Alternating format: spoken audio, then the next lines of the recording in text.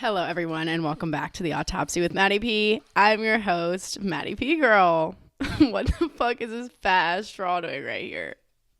Y'all, this is the sparkling water I was talking about with the protein. I won't beat a dead horse. I went up in weight recently, and I don't like to come here and talk about my... Yes, I do. I literally do like to come here and talk about my weightlifting life. And I went up weight, and when... I don't know if this sounds like I'm being a bitch, but you can't get sore, I feel like, when you're working out glutes so hard. And it takes like a lot of work to do that. And I'm sore right now and I'm thriving in it. And I just sound like a bitch for that. But anyways, how was y'all's Thanksgiving? I had a great time with my family. I had like 3 glasses of NA wine. And you know them good ass sugar cookies, y'all? You know what I'm talking about? The little sugar cookies with like the Play-Doh looking icing on top. I could not get enough. And recently I've been like letting myself splurge a little more in terms of food because the glute gains that I won't shut the hell up about. So I had a good time kind of just being bad. Just being bad, hanging out. I watched On Time. Okay, I'm not going to come here and talk about the movies and the workouts. I'm sorry. I'm not doing it again, even though I want to. And I really don't have that many warm-ups. I'm just grateful and I'm filled with love. And I'm healthy from being sick again. Found out that it was strep. Love that. And anything that I'd have to say is the most boring shit you could ever hear. So, there's that. But today, I know we're skipping warm-ups. Just deal with it. So this might be a little rough. It already started rough. Already talking about them fuck-ass glutes. I'll stop. And next time I'm putting a big old note right here. It says, do not talk about working out. Do not talk about what movies you've watched. Today, what is going on in the world, girl? What is happening in the autopsy world? I thought we would talk a little bit about stress this week. Winter is coming, which means, at least for me in my life and many countless others, a very busy and stressful season. Not only because the holidays and the stress of all of that, and I love the holidays, truly, I love them, but I hate being out and about. Y'all are mean. That TJ Maxx is ruthless. Y'all's fuck-ass Bob swinging attitude on 30, and I don't appreciate it, to be honest. And so aside from that too, though, it's the time where everybody's working hard and we're not having fun out on the beach. So we're just getting wound a little tight. And I think because the last few weeks we have been, and in my personal life, honestly, has just been mostly about mental control. Luckily, a lot of blessings and hard work later, I am not dealing with too many mental adversities. Just not dealing with it as much, which is a beautiful place to be in my life and something that I've worked and prayed tirelessly for. And it's a huge accomplishment for me. So I have been pinpointing more mental control aspects of my life, one of which being stress. And I wanted to kind of dial that in this week.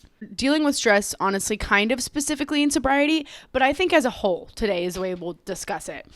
Because, stress is obviously a trigger for people not drinking. Because we struggle to cope, and we will get into that, but we struggle with coping mechanisms and how to do that in a healthy way. It's a huge part of alcoholism. And for a lot of people, they don't know what to do with their fucking anxious, nervous energy. And we get that shit out here, girl. So, this is a rough start. I'm sorry. Clearly, it has been a trigger for me in my personal sobriety. Dealing with the stresses of life and the stresses of people, I might add, and not knowing what to do with that energy. Because sobriety can be tricky in that way, where you're feeling good, and then you just get locked with this feeling, with this emotion that you haven't felt maybe yet, or you haven't felt in a while, and you're just like locked, and you're like, oh no, what do I do? And your brain automatically wants you to go drink about it, or maybe even surpassing that, just partaking in some behaviors that you typically might have set a boundary up for yourself, that you're not acting like that anymore, you're not being like that anymore. And that is a lot of what my sobriety is about. It's emotional balance and it's emotional sobriety. So a lot of the triggers sometimes that I deal with now, it's not about if I'd go drink. It's not triggers for me to go relapse, thankfully. It's triggers that I will go back on my old ways and act not according to the standards that I have for myself. And the standards we all know that we should be having for ourselves are up here. And that is a gift that sobriety gives me because I did not used to have control in that way. And I think, I never had a lot of control. And to me, in my personal life where I am at this moment, stress is delusion. I had the blessing of one day being able to view stress as a disillusionment. Can I speak? As delusion. And that is just not a way that we operate anymore. I look for signs of that insanity in myself. And I come here and I tell you about those signs of insanity all the time. Because I want this peaceful life where I'm not living bogged down by the parts of society that I don't want. I live a life where I adhere to societal norms. I adhere to certain things to keep myself in unity with everybody else. I have the itch to run and be in the woods and not live by any of these fucking norms anybody has set up. But that's not a healthy way for me to live. And I gain much more out of life, unfortunately, adhering to some of the rules. And stress is one of those things that is inevitable, for sure. And also one of those things that we can kind of trick, if you will. And something that I don't want to take from society. I want to keep my smile and I want to have fun. And it's important to emphasize that for me in my personal life, nobody's livelihood is my responsibility. It doesn't hang under the umbrella of my responsibility. I don't have kids, and stress, therefore, can be seen as much more of like in a delusional way. And I'm honestly not scared to admit that. I almost hold my breath saying that stress is delusion, but I'm honestly not scared to say that because that's me speaking on my personal life. And I have dealt with stress in my life that, does kind of revolve around somebody's livelihood, or it was me being crazy and thinking that it was and taking responsibility that I didn't need to take. Basically, I don't have any kids. I don't have anybody who I need to be that stressed over, honestly, in my life. And as you all know too, a lot of my sobriety is me getting grips on things that I see older people deal with now, I think is what I look for. Because I have this opportunity, and you do too if you're a sober person, that you get to be the best version of yourself. This is an opportunity people do not have at such an early age. You may have heard me talk about it. And it's really important to me that I take that opportunity at the leg up. And there is no stopping how far I've come. Yes, I've done a great job, and I applaud myself for that, and that's great, and that's dandy, and whatever. She gets a cookie. But we have so much more to do. And if I can level up at a certain age and not deal with some of these horrible things in life that people end up dealing with, then I'll take it. One time I heard that most of your anxieties and most of your fears in life do not come true. That shit changed my life. I did a lot of work on my anxiety, and anxiety was a huge part of my life. That is not something that I deal with even close to the same degree anymore. We changed the word. It went from anxiety to sometimes I worry. And that is a natural human emotion to face, is worry. And it was really hard for me most of my life to deal with anxiety. And if you need help with that, I want you to go watch those episodes because it was a very tricky situation and it almost killed me so many fucking times. But that's what really set the ball rolling, was understanding that this shit isn't going to come true. What if it doesn't? Half these worries, these things I'm actually panicking about, don't happen.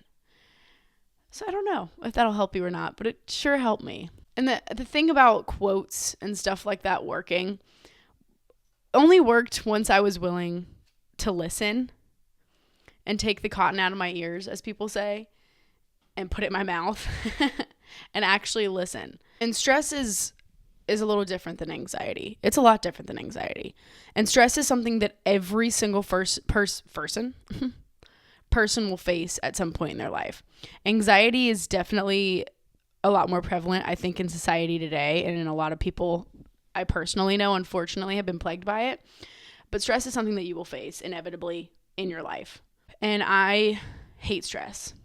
I hate to see people stress. I grew up in a household that was beautiful, but there's a lot of stress. I mean, financially, that is unfortunately what a lot of people in the South and a lot of people I know face due to money.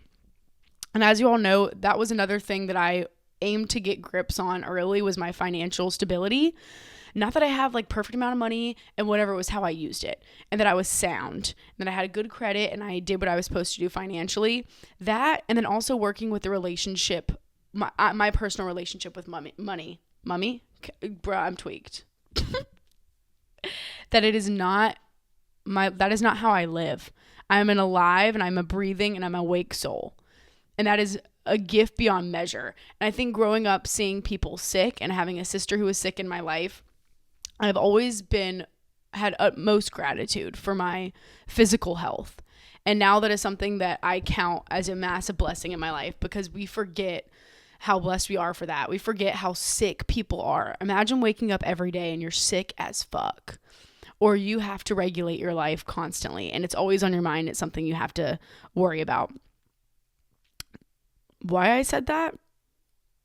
Okay, well, anyways, but I had to detach myself from this financial burden and this financial monster that was clawing at my back, because that's what causes the wrinkles. And for me, that's what causes stress. And that was that bug at the pit of my stomach that honestly felt like doom sometimes, because I had this awful relationship with money.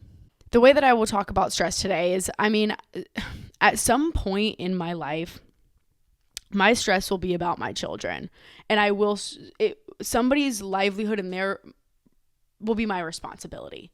What happens to them, how they are raised, what they do is my responsibility directly, let alone when my parents get old and other things happen in life. And so 1000% I will face very scary things in my life, and I will have to make extremely hard decisions. And I do set myself up for that. We talked a few episodes ago about decision making. And then I recognized that it was a trait that I had that I did not like, that I could not make a decision and I could not stand on the decision that I was making. And I rid myself of that shit. I'm like, no, we're making decisions, and whether it was the right or wrong decision, we stick with the decision we made, and that's the way things go. And in the back of my head, I wanted to have that really good decision-making center for when those important calls come, for when you only have so much time and it's maybe about livelihood, maybe it's about somebody else, who knows. And so at some point in my life, I will be facing that type of stress. And so I will never be naive enough. I'm not going to sit here and I'm not going to tell you that meditation, journaling, Hakuna Matata, that shit, stress away out of your life. That is not how things work. And for me, sometimes that mimics an action of bottling up emotion. And it's like a shortcut of dealing with stuff. It's a way of dealing with something that you think it's the healthy way to deal with stuff. And what I have learned through walking through all this is that the healthy way to deal with stuff is to walk through fucking fire, is what I have found, and to not take any shortcuts in regard to building yourself or anything like that. The only way at all is to walk directly through the fire. And that's what this maturity, the kind of that we talk about, especially in terms, like, I think dealing with stress is a mature situation. And I think it's person to person. And I think a lot of this has to do with building poise. And that was something that I never had before. I never aimed to have. I didn't care how I looked, what was going on. And poise isn't about what other people think of you. I mean, if you care about that and that's super important to you, that is a bonus. But poise, carrying yourself in a certain way, is you having your head straight on your shoulders. And that is important for you to understand. And that shows a lack of fear and a huge amount of discipline. That when you're walking through the fire, you have poise and ability to move forward. And the reason that I don't think it works with stress, and this is similar to the episode we talked about where I talked about building my mindset. And it wasn't all these tips and tricks like everybody talks about on the internet and stuff. And I wanted to talk about stress in that way because it can be as simple as let it go, the certain mentality to meditate it all away. But unfortunately, I have an understanding. I'm a realist, and y'all know that about me. I'm a realist. Those answers aren't that fucking easy, and they weren't for me either. And I had to dig, because when I'm looking up how to change, how to make a way in this life, the answers are that often. And I had to dig. Where do I start? What does this actually fucking mean for me and my psyche? Because I'm a worrywart and I'm a realist. And life spits fire at us, period. And it's a beautiful place. I'm not shitting on life. Life is a beautiful thing. But it shits on us. And I have unfortunately seen the pressures of life. I've seen a lot of things. And I think I have an understanding now in a different way ever than of the human psyche, and that shit is just not as simple as everybody kind of makes it out to be. And I think because the answers are so simple, people are like, that shit doesn't work, I can't do it then. But you do have the power. And yeah, sure, the answer is to let it go, but how are you supposed to get there? And I think with coming with knowledge of the human psyche, maybe of your own human psyche, comes this understanding of the relationship with fear. And that is where stress lies, with our anxiety, with our worries, and it's living out of fear, which again was something that I did for a very long time. Decision making and everything was based on this scared mentality that I kind of had in life. And there was always this rebel, this wild child in me that wanted to run and do everything wrong and just be crazy. And when I got sober, I started living out of fear because I wanted to protect everything. And, you know, in some ways that's safe, but I was living not just by fear, but it was mostly by anxiety and by worry and by stress. But as I started learning about stress, I realized that I had to just go deeper because my solution was not going to be able to be to let it go. I just think the pressures of life did not make that solution seem appealing to me at all. I'm 25. I've definitely dealt with some, as you all know, some heavy things in my life, but nothing that warranted the amount of stress that I had myself under. We don't talk about it, but stress is extremely normalized. Stress is dangerous. And I know I sound dramatic saying that. It truly is dangerous. Not only for just your peace and everything and your psyche, but for your physical body. Stress is a very dangerous thing. And we are not meant to undergo the amount of stress that we do now. And it's very normalized in the workforce. And I wish that it wasn't. And I had to wake up. I think I just thought all of it was so normal. And I had to wake up one day and recognize that my life doesn't have to be this way. I don't have to adhere to the societal belief that I need to be under stress to be remotely successful. I can live in a way that's happy and busy. And so with knowing, like, yeah, I was just extremely fucking stressful in my waking life, and it was not warranted. It was ridiculous. And in recognizing that I would now need to deal with that stress, and I think I just saw it in adults. I'm literally an adult, but whatever. I was seeing that in older people and recognizing what it has done to their life. And that, I don't like to see that. I don't like to see people running around stressed the fuck out. And I had to assess this the same way that I assess a lot of things in my life. Do I need to fix the problem, or do I need to fix my perspective and my outlook? And in life, I am going to deal with things that I haven't dealt with yet. I'm going to lose my parents. I'm going to have children. I'm going to be doing things that far surpass anything that I felt, unfortunately, good and bad. And that's a beautiful piece of life. But unfortunately, those problems and going about fixing your stress by eliminating problems is not going to be your solution, because shit is only going to get worse. And that's like when you're focusing on the problems, I swear, more bad shit starts to happen. Then the car breaks down. Then the dog gets sick. Then, like, you have to pay this bill and that bill, or you missed something that you wish you didn't fucking miss. And maybe it's not because more things are happening, but you're laser focused on the problems and trying to eliminate them. And that's an impossible task for us to do in life.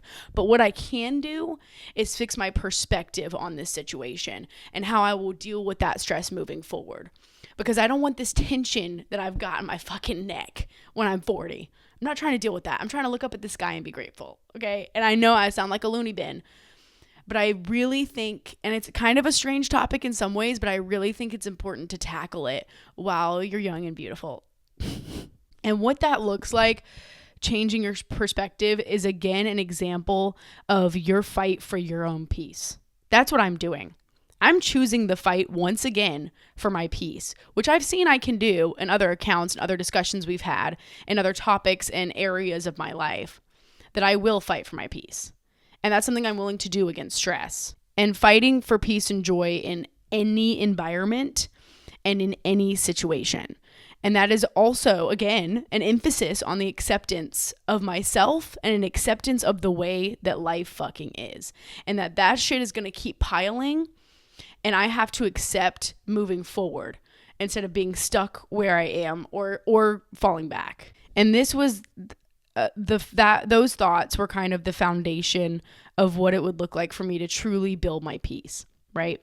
We talk about protecting our peace and what that looks like. And we often talk about it with other people in mind. But the reason that this really taught me how to protect my peace was because I was protecting it against myself.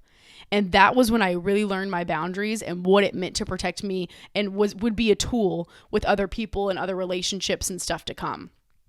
But we don't talk about the importance of protecting your peace against your own mind. And that is what healing looks like, especially in the process where we're building and we're not quite all the way there yet. We still have some things in our brain that are wonky and we haven't worked out the muscle all the way. And there needs to be, for me personally in my life, a first line defense against combating delusion and insanity. And to me right now, stress is just me spinning out of control. And there's not shit I can do about it anyways. And I'm not going to talk about it that way either, because we all know that. These are all things you hear and you know. And it's like, okay, bitch, like really? But it was always just me spinning out of control. And that's just, again, not how we live our life here. And when we see patterns like that, we break them. And I'm sorry to say it. I don't care. I don't care how much effort. I don't care how much work it takes. You deserve that. And the art of letting go to me is so far surpassing meditation and prayer and just letting topics go. To me, the true art of letting go, in the way that I have learned it, is this knowledge that deep down I deserve and am fully worthy of peace, no matter what, against all odds. In the pit of my stomach, I know for a fact I'm deserving of that. And that's when I start to let things go in this different way. That knowledge that does not belong to me, because I'm protected and because I had those walls built up against myself. And I think that was also the beginning of a journey of becoming, like, cheesy, becoming sacred. And that's how I feel, is that, like, to really trust your gut in that way, to where you could close your eyes and you know it's going to lead you in the right path, because we are sacred. And that is a beautiful thing to become in life, because you can face things with such a clearer mind. We can't face things clear in stress. We can't make good decisions under stress. And sometimes I love that thought of like becoming sacred in this way, because there is this very important balance within us. And if you're lucky and you play your cards right and you work hard, you're able to have that opportunity to learn that early. But staying in balance in that way requires vigor. It honestly does. And it's just another example of us choosing ourselves. And maybe some of you part with religion in that way of treating yourself as a temple. Even if you don't, maybe you do part with that. And that's what becoming sacred truly looks like, is things like combating stress. And I also, when I started working on my stress levels and everything, I did hear the quote that the voices don't stop, you just stop listening to them. The fact that simply you were never in control anyway. And that's when I started taking the back seat, because I wasn't in control. And that is eventually what would give me control, was taking the back seat and understanding that life is going to take me. Life is going to life, and it is going to take me wherever it takes me. And I can't keep driving. I'm about to crash. And all of this too started with one of my favorite observations I've ever had, and a very pivotal moment in my life where I recognized this. And I was journaling, and I was really unsettled dealing with, once again, we're back on the topic of happiness and joy, but I was discontent and I was really uncomfortable with dealing with myself. I came here to this earth to experience. I came here to experience the lows just as much as I did the highs. And I am not allowed to choose which one I get. I'm not allowed to choose whether it's a low or whether it's a high, and I cannot control it and make it all highs. And it was a terms and acceptance that I came to within myself, that it was okay if everything wasn't perfect finally. And some people that might sound crazy, but for me, it always took an extra effort to understand that everything's not going to be perfect, and I'm okay with the lows being a beautiful thing too. And sometimes in my personal acceptance, it takes me painting it in that perspective change of being able to see certain things in such a beautiful way that I can take them in as mine and understand them. And that was whenever I started to learn my darkness too. Because when I said it was beautiful before, in the way that I understood pain, it was warped. It was beautiful because I was sick and I was delusional. And now the way that I need things to be beautiful is that so I can take them. And that's because I have a protection up against myself where I can accept that thing, that darkness, the way things are as something beautiful inside myself. And it allowed me to stop having this pressure on my life that every experience was going to be something beautiful for me. And then I started just going outside of the house, whether I smiled, whether I didn't, whether I enjoyed myself or I wanted to go the fuck home. I did it. Because my experience is based in simply that and existing, not what I walk away with, not if I did what I was supposed to do in my head. So I'm not allowed to choose which one I get, a high or a low from life. The only thing that I can choose and control is how I react. And I think settling into that kind of morbid human fact that things are not going to be beautiful, but what if I came to experience pain too? And that I get to feel these very deep emotions and have this relationship with pain that I do. And I love that I have it because I do feel very deeply. And sometimes it really hurts, but it's a beautiful feeling to have. And it's the cheesiest thing ever, but realizing that life fucking sucks in such a certain way that can turn it beautiful and in a more of a way of acceptance than it is like an emo way where it's like life shit. Because we want a good perspective, obviously, is the goal of this. And in my personal sobriety, it has been, pressure is a privilege to me. And my plate being full is exactly what I asked for. And I have to remind myself of that sometimes, that me having a life that's filled to the brim sometimes and feels like a lot, I take a second and fill it with gratitude because it is amazing that I, with facing all my odds, I'm able to accomplish all that I am now. And what really helped me start to see stress too in a different way was unifying myself with the big picture of life and what I would truly take on my deathbed. And it wasn't the stressful days. It wasn't how am I going to get through this? How am I going to get this done or that done? It was the big picture. And that what I want out of this life surpasses my career. It surpasses how much money I make. It surpasses my purpose, which all of that, as you know, is extremely important. I understand stress in this way because it's extremely important to me that I am successful in this life, which caused me to face a lot of stress, which is why I had to rein that shit in because we work, and sometimes work takes a very, very long time. And what I want more than anything is to sit back on my fucking porch and watch my kids run around. And when I get old, watch them have kids and be with my family and be with loved ones. And it's a very cheesy thing, but y'all know I loved time change. The way that I healed was just like cleaning your room, one pile at a time. And that this X amount of time, I'm going to deal with this pain. This X amount of time, I'm going to deal with this stress. And it compartmentalized everything for me. So it could unify me with this bigger picture of what everything's going to be. And that's how I learned that everything was going to be okay. Because people say that, and that wasn't something I could accept. I get that, but it's not okay right now. And that's how I microdosed, understanding that everything would actually be okay in a brain that was sick. And when I go, I don't want it to be tainted by all this delusion, because I expected too much of myself and of other people. And that was a big part of my delusion. I expected all of this shit, and life gets tainted that way. And you can live years and years and years back to back with just these expectations that will never be filled. And all you're going to be is stressed. And that's what you turn around and you see when it's time to go. And you remember that one weekend that you got to spend here and there and the other, but the rest of it is just filled with you wigging out. And at least that was what I knew in my chest it would be like for me. Just like how when I got sober, I knew when I was 40, 50, if I didn't get sober, I was either going to be dead. If I did survive somehow, I was going to have kids that didn't speak to me. I was going to lose a house, or something way worse was going to happen to me. And I wanted to bite that bullet. And that's kind of the same mentality I had against my stress and against like the worry. But yeah, I do think it's a good idea to implement the time period with stress too.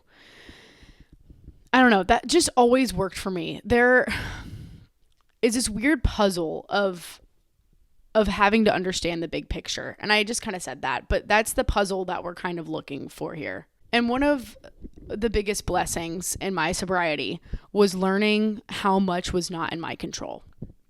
Period. Guess what? It's literally almost all of my problems have nothing to do with me. But as somebody who's realistic, it's not always that easy to not take that baggage home with me. I can say that, but until I learn for real that shit is not at all in my control, I'm going to take it home. And it did take patience, like a lot of the things we talk about, to understand truly what isn't mine. And I learned how to make that work, how to implement the fact of, because that's what a lot of my stress, that was an easy way to get rid of stress, was understanding the difference of what belongs to me. And there's a lot of analysis that comes with that, because we have this trickery that, well, it must belong to me if I feel such a deep emotion towards it. And that's because I was lacking self-control. And I was allowing myself to go crazy. And I had self-control I lacked self-control way past drugs and alcohol. I lacked self-control, my emotional balance. And so I started all of this with a checklist. And it was, I can change this, and then I can change my perspective or my outlook. And I liked to keep it I can, because stress feels so big that I often find myself needing to build myself up. It was the same way with anxiety, because I would start to feel like so small and so small and so small. And everything for me in my healing personally needed to remain I can, period, because I can do anything I want in this life, and you can too. And so, can I change it? Most things I couldn't, but can I? Check.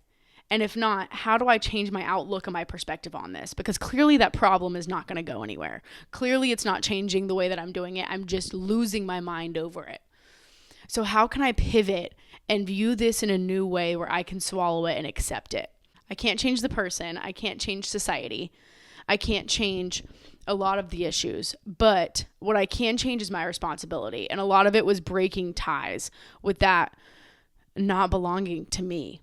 And I know that's a repetition, but it was breaking ties with the responsibility.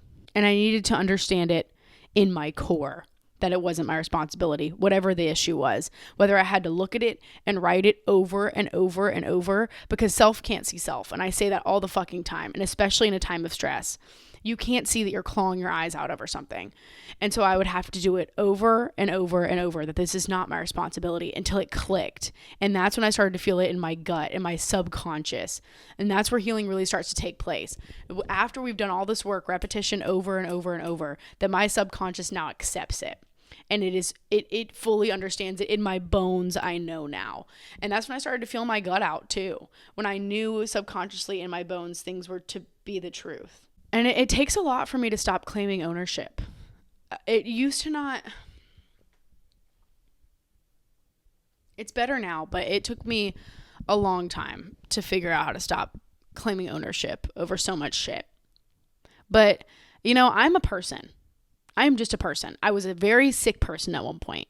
And there are traits sometimes that remind me that, she's a little batshit crazy, period. Which means I live a life of rules. And y'all know that. I don't care. I'm free. I love my life. And that is because I have guidelines. And I have to make a list of rules with a lot of these principles and things that I face. And that means I had to make a lot of rules with stress. I think that's a good way to go about certain situations. Like if you need rules, and because you don't have control, that's what it was. I don't have control. Thus, I need rules like a child.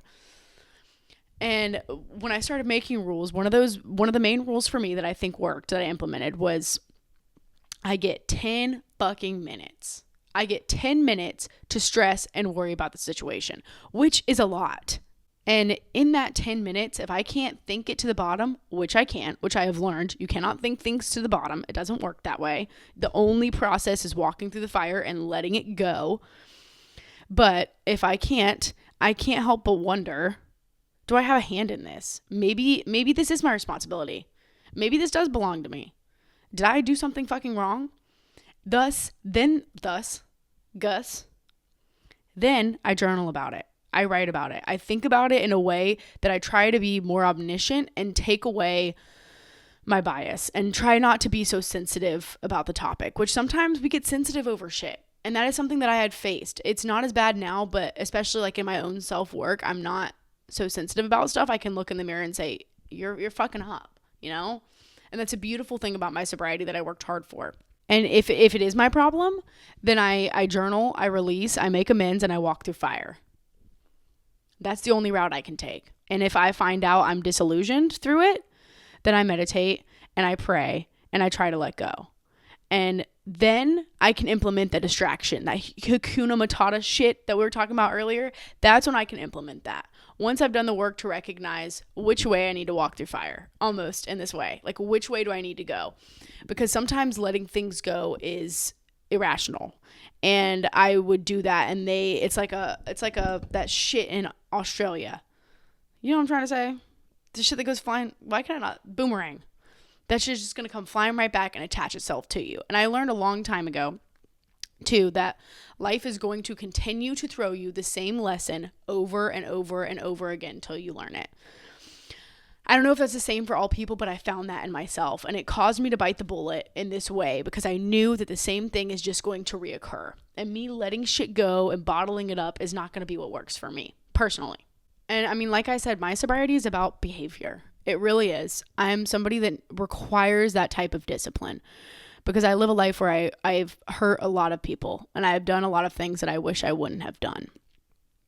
And it requires me to walk around in a new amends that I get to make to others, that I will be better, and that no matter what, I will not treat people that way anymore, and I will be a new person until I feel it, like I said, in my subconscious, in my bones.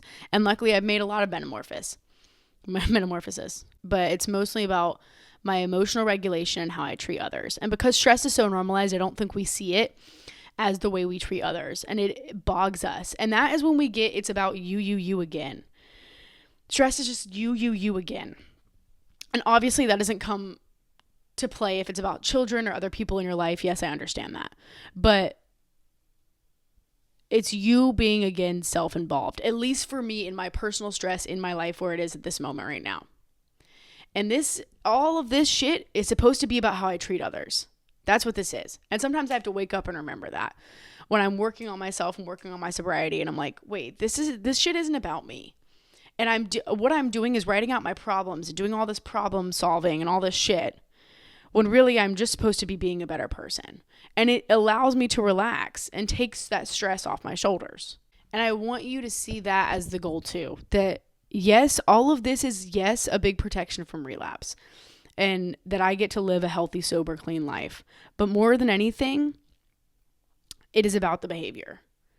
And that is okay, that standard is so vital in your life, that can be number one, and that you are able to hold yourself to that standard too. And I always sound crazy for it, but it was something, my life has never been as bad as it was before I implemented that type of shit in my life. My life is amazing now with those rules and those regulations in place and with those standards in place. And I know without a doubt now that I can be anything in my wildest dreams. I can live a life of anything in my wildest dreams. And not of just success, but of discipline. And of being the best version of who I am. My attitude, who I am, and what I say. And how I walk around and what the fuck I do. And it does require a lot of discipline to combat something like stress. It requires those rules being in place because the easiest promises to break are to yourself. It was always like that for me. That was the easiest promise I could break. I might hurt a little breaking the promises to other people, but we need to make it difficult to break those promises to ourselves to combat something like stress. You don't want that shit eating away at you for the rest of your life. And it's, again, not about changing stress. It's about changing your relationship to stress. I want to be free for the rest of my life. I want to be free. And that was always my favorite virtue. That was what I came here for. That's what I fought for this entire time for my sobriety, to be fucking free. It was always my favorite goal. And there are so many chains far past alcohol, so many. And how do I keep all of those chains small and do it honestly? And I do that through mind, body, spirit connection. I do that through honesty. I do that through acceptance. Most of all, knowing that I am worthy of all this. And I'll say it again, to know in my heart, I am worthy of peace. I am worthy of acceptance. I'm worthy of honesty. I'm worthy of dignity. And now I get to be reunited with regulation, which is a gift that I would not change for the entire world. And I'm telling you, it is so worth it to work for shit like this. And at worst, there's always deep breathing. Like, if I can't handle some of the stress or something going on, there is deep breaths. And that is beautiful that that's what I resort to in times of true panic. Breathe. And that it used to be so complicated, the way that I would cope and deal with things. And like I said, I know things will happen to me that I've never felt. And things that feel bigger than me, bigger than all this preparation and all this work. And the only thing that I can do, and I implore you to do, I say again, is to walk through the fire. That is, I can train myself to do that. And that comes in every circumstance and all these little things. So that when that decision making we talked about earlier and the time comes, you choose to walk through fire. That is something that is innately built inside you. And that is like the goal for me. Like how I say, I can only set up her to make the best decisions that she can in the future. I can't make any promises for Maddie. I can't make this life perfect for her here to come. But I can set up a brain and hopefully an environment and a life that she chooses the best. And I learned to face my coping head on. And it is such a beautiful thing to do without alcohol. And I think it's a really big struggle for people. And, you know, for me, because I'm so deranged, I obviously have my coping mechanisms. I work out, and those are very healthy options for what I do for that. Or my creative options. I come here, I edit, I hang out with people, I go scream on the beach. I do whatever I need to do to cope. And maybe that sometimes that looks like partaking in anger because that's a natural emotion that occurs in my body. Sometimes that's partaking in a lip, you know, sorry about it. But it is something that I can do without alcohol, to the point that the way that I am dealing with coping is through straight up self-regulation. And it is a beautiful thing. And I think that, again, like I've said before, in some cases I am blessed with my relationship that I had to pain and my ability to kind of flip it on its head and now utilize it as a tool, that I am able to get so close with it. And I'm not always able to talk about it or vent about it. I try to, but I can get really fucking close with it. And I can see it eye to eye in this way that has really allowed me to move forward and blossom in something as hardcore as a coping mechanism. That was something I never had. I did not have coping mechanisms. I used to have extreme anger issues. Y'all know about it. Yeah. I used to get pissed the fuck off. And then I also had deep sadness and things like that. And my coping mechanism always revolved around drugs and alcohol. There was nothing else that could take it away. My feelings were too big. And that's another thing to analyze. It's okay. It was fine. My feelings were too fucking big. And therefore, the reaction needs to be big too on how I go about handling those things, because sometimes a walk doesn't fucking work for me, but you damn straight I'm going to go through every level of coping mechanism that's healthy that I possibly can, and at some point along that line I start to feel better. And that is a life that you get to set up for yourself too. And you know, all these tips and the way that I have dealt with stress and stuff, obviously only at this level of my life. There's going to be a whole new version of me that has to relearn all of this at some point, but all of this is what worked for me. And I think everybody deals with it in such a different way. And that is because the way I used to deal with it too was I was less. I hated myself. And the way that I went about dealing with everything and why I lived so rationally out of fear and stuff was because of the way that I felt about myself too. And I think gaining confidence in who I was really important. And it allowed me to have that fight where I talk about walking through fire and I talk about determination and discipline in these morals and in these aspects of my life because I have confidence, because I know that I can. And that's surpassing what I look like. That's surpassing who I am, even my personality. It's a deep fight that I know I am worthy. And that took me years to comprehend, to stomach that, damn, maybe I am fucking worthy. And I am. And you are too, because you're a fucking person. And it is that simple. And it took me all these rabbit holes and all these routes and these ways to learn it. And that's why I want to come here and show you the way that I did. Because it took rabbit holes. It took way far past sayings. It took far past reading that fucking book that tells me how to do it. And it was being my own teacher. And yes, I'm not taking away from the teachers that I've had in my life, from the people who helped me greatly, from others. So those are all my teachers. But I had to set up the way. And that was really hard for me to learn because I didn't want to slip. And I didn't want to teach myself. But I'm the only one that knows my brain and my structure in this way. And self can't see self. Self can't see self, and that's where I ask for help. But someone else can only show me the way of how they did it in their life. And it's so different from everybody else. And when you stomach the fact that you are the only way and nobody's going to come change that shit, and you are the one that's going to have to reach into your subconscious, reach into your brain, and be honest and accepting of yourself and seeing that shit for real, that's love. That's when I started to love myself. When I could look at that beast dead in its eyes and understand that I would be my teacher and that I had to tame the beast because nobody can see her. I can describe her all I want. I can try to get her on paper. I can try to get help the best I can with it. And that's when I blossomed. That's when I learned love in a different way for myself. And I have I think I just have such a different self-respect now after dealing with coping through self-regulation too, and learning that about myself and through the help of others, always. And that's a big way to deal with stress. And I implore you often to always utilize others. They are our teachers, they are our friends, they are our helpers, they are our guidance. And others are such an important aspect in healing. Swallow your pride, I think. Alcohol is not worth it to cope. You want you want a clear head on your shoulders. And I hate to say it that way, but like, we all face shit. And I always knew that, but it didn't make it any easier. And it is important to know that everybody around you is dealing with a lot of the same fears, a lot of the same stress, and a lot of the same things that you're facing. And it makes things so much easier because we all are united in that way in our pains. And we think that we're so different in our pain, and we're not.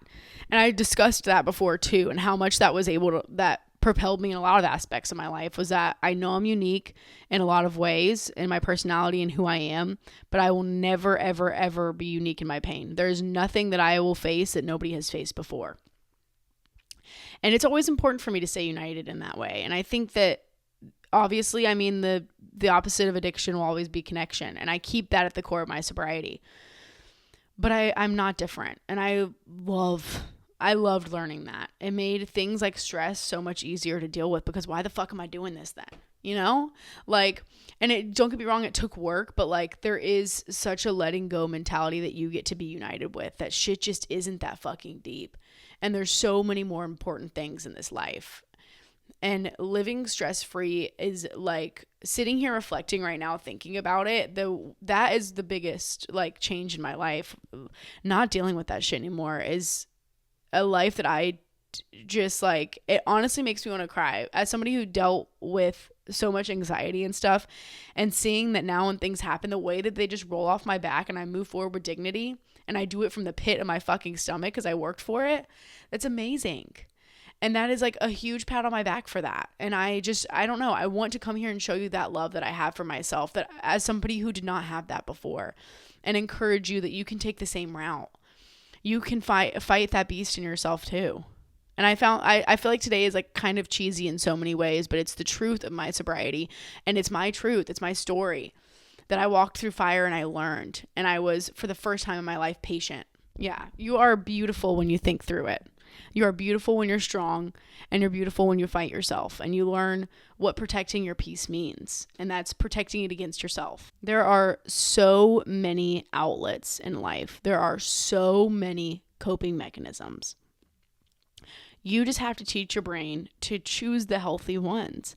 And I just want to make all of these big things palatable for you, because I had to make them palatable for me. And it just is so fucking much more possible than you think. You can change.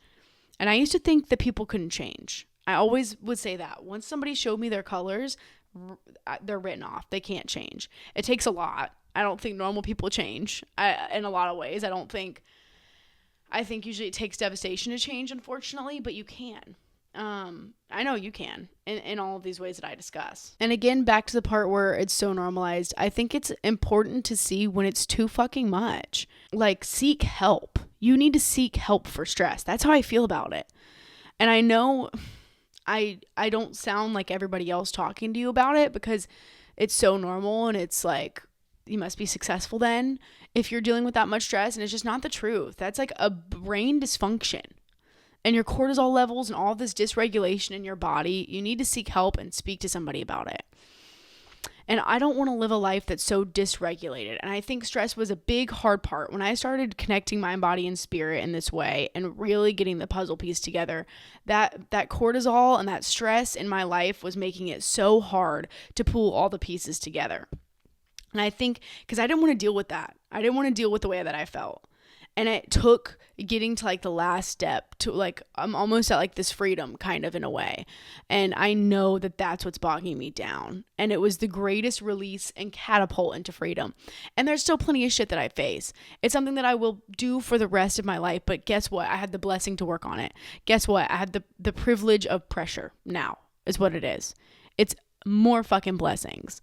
And I sound like a crazy person, but I am so proud that I get to deal with all of this now, so that my mechanisms are set up for when big bad shit happens. When that big bad wolf comes, I know that I'm going to be mentally regulated and have the ability to turn to my tools, which is what all this is about. It's about building the tools more than it is yourself, because that's what we rely on, is those tools. And that's where we get our practice over and over until it's accepted into our subconscious.